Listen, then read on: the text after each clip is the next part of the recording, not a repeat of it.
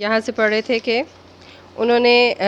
مذہبی علماء یعنی مکحول، میمون بن مہران اور ابو قلابہ کو بلایا اور کہا کہ مجھے جو ہے میں آپ لوگوں کی ان جاگیروں کی نسبت کیا رائے ہے۔ تو وہ سب چونکہ حضرت عمر بن عبدالعزیز کے ساتھ دربار خلافت میں رہتے تھے،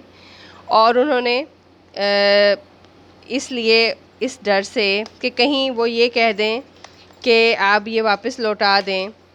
تو اس بات سے آپ برہم نہ ہو جائیں، وہ کہتے ہیں کہ نہیں جی، آپ مکحول نے بڑا دب کے جواب دیا اور کہا کہ حضرت کہ آپ دیکھ لیجئے جیسے آپ کو مناسب لگتا ہے، آپ لوٹائیں یا نہ لوٹائیں۔ تو اس پر حضرت عمر بن عبدالعزیز نے میمون کی طرف رخ کیا اور کہا کہ تم خدا لگتی کہو، تم مجھے سچی بات بتاؤ، تم مجھے بتاؤ کہ وہی بات جو حق پہ ہے، اور کیا مجھے یہ زمینیں واپس کر دینی چاہیے یا یہ مجھے اپنے پاس رکھنی چاہیے۔ تو میمون نے کیا کہا؟ انہوں نے کہا کہ آپ اپنے صاحبزادے کو بلا لیجئے۔ وہ آئے تو عمر بن عبدالعزیز نے کہا کیوں عبد الملک؟ دیکھیں اب آپ کو یہاں پر یہ کویسچن بھی آ سکتا ہے کہ حضرت عمر بن عبدالعزیز کے صاحبزادے کا کیا نام تھا، تو آپ اس کو بھی انڈرلائن کر لیں، اس معاملے میں تمہاری کیا رائے ہے؟ تو انہوں نے کہا کہ سب واپس کر دینی چاہیے ورنہ آپ کا شمار بھی انہیں ظالموں اور غاصبوں میں ہوگا۔ یعنی وہ کہتے ہیں کہ یہ کیسے ممکن ہی نہیں ہے کہ آپ خود ایک عمل جو دوسروں سے جس پر عمل درآمد کروا رہے ہیں، آپ خود اس پر عمل نہ کریں، تو جب تک آپ خود زمینیں واپس نہیں کریں گے اس وقت تک ہم دوسرے لوگوں کو بھی اس جرأت مندانہ اقدام پر قائل نہیں کر سکتے، ٹھیک ہے۔ تو انہوں نے یہ اس طرح کے بڑے جرأت مندانہ فیصلے کیے۔ اس کے بعد عمر بن عبدالعزیز نے اپنے غلام سے، جس کا نام مزاحم تھا اور جن کو وہ بہت مانتے تھے، کہا کہ لوگوں نے جو زمینیں ہم کو دیں نہ وہ اس کو دینے کے مجاز تھے اور نہ ہم کو ان کے لینے کا حق تھا۔ وہ کیا کہتے ہیں کہ زمین جو ہے وہ اللہ پاک کی جو ہے وہ ایک زمین عنایت ہے، اس کی امانت ہے، پھر کوئی شخص جو ہے وہ اس کا مالک یا حکمران کیسے ہو سکتا ہے؟ تو کہتے ہیں کہ تمہاری کیا رائے ہے؟ مزاحم نے کہا کہ امیر المومنین، آپ کو یہ بھی معلوم ہے کہ آپ کے بال بچے کتنے ہیں، یعنی ان کا گزر کیوں کر ہوگا؟ یعنی وہ کہتے ہیں کہ اگر آپ سارے کا سارا مال اسباب اسی طرح لوگوں کو لوٹا دیں گے، اپنے پاس کچھ نہیں رکھیں گے، تو آخر آپ کے بھی تو بال بچے ہیں۔ دیکھیں، ہم جب بھی کچھ سوچتے ہیں اپنے بچوں کے حوالے سے سوچتے ہیں کہ ہم نے ان کے مستقبل کے لیے پیسے اکٹھے کرنے ہیں، ہم نے ان کے مستقبل کے لیے جاگیر جائیداد بنانی ہے، تو یہاں پر بھی وہ ان کو فوراً سے یاد دلاتے ہیں۔ تو حضرت عمر بن عبدالعزیز کہتے ہیں کہ ان کا مالک خدا ہے۔ دیکھیں، اللہ پاک نے بھی فرمایا نا کہ میں تمہیں تمہاری مال سے، تمہاری اولاد سے آزماؤں گا اور میں تمہیں آزماتا ہوں۔ تو حضرت عمر بن عبدالعزیز نے جو ہے انہوں نے فوراً سے یہ جواب دیا کہ ان کا مالک اللہ ہے، یعنی میرے پیسے جو ہے وہ اکٹھا کرنے سے یا یہ زمینیں اپنے پاس رکھنے سے یہ ضروری نہیں ہے کہ یہ میرے بچوں تک بھی پہنچ ہی جائیں، ٹھیک ہے۔ تو وہ کہتے ہیں کہ اللہ جس نے جو آج دے رہا ہے وہی ان کو کل بھی دے گا، اس لیے مجھے ان کی فکر نہیں ہے، ان کو دینے والا، روزی روٹی کا انتظام کرنے والا جو ہے وہ اللہ پاک کی ذات ہے۔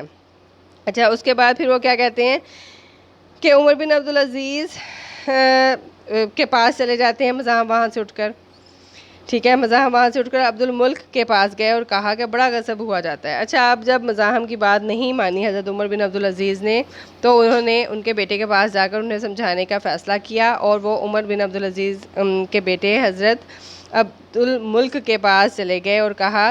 کہ وہ آپ کے والد صاحب جو ہیں وہ اپنی زمینوں سے دستبردار ہو رہے ہیں، یعنی وہ تمام کی تمام زمینیں جائیدادیں جو ہیں جن لوگوں کی تھیں انہیں بانٹ دینا چاہتے ہیں، تقسیم کر دینا چاہتے ہیں۔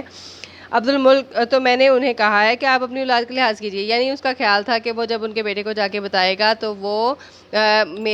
میری محبت کا قائل ہو جائے گا اور مجھے اپنا ہمدرد سمجھے گا۔ تو حضرت عبد الملک فوراً آگے سے کیا کہتے ہیں؟ وہ کہتے ہیں کہ استغفر اللہ، کہ تم نے بہت بری رائے دی، یعنی تمہیں تو چاہیے تھا تم فوراً سے انہیں کہتے،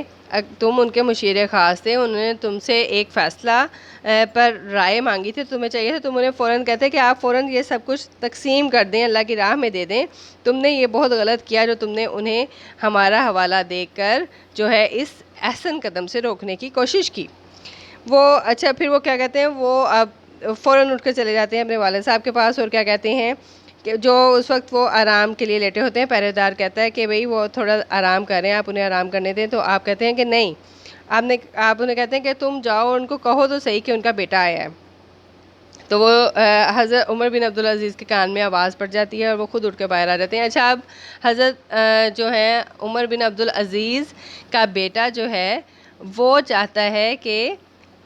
عمر بن عبدالعزیز فوری جو ہے انہوں نے جو فیصلہ کیا اس پر عمل درآمد کر دیں کہ کل کو اس معاملے میں کسی قسم کی کوئی تاخیر نہ ہو جائے۔ اسی وقت وہ کہتے ہیں کہ میں نا انہیں جا کے کہتے ہیں کہ آپ ابھی جا کر اعلان کریں، اذان کے ساتھ ہی آپ اعلان کر دیں کہ میں تمام زمینیں جائیدادیں جو ہیں وہ دے دینا چاہتا ہوں۔ تو وہ کہتے ہیں کہ اچھا میں جیسے ہی اذان ہوگی میں اس وقت کر دوں گا۔ انہوں نے کہا کہ نہیں، کوئی پتہ نہیں کہ اس وقت تک آپ کی زندگی ہے یا نہیں ہے، آپ ابھی اٹھیں اور ابھی جا کر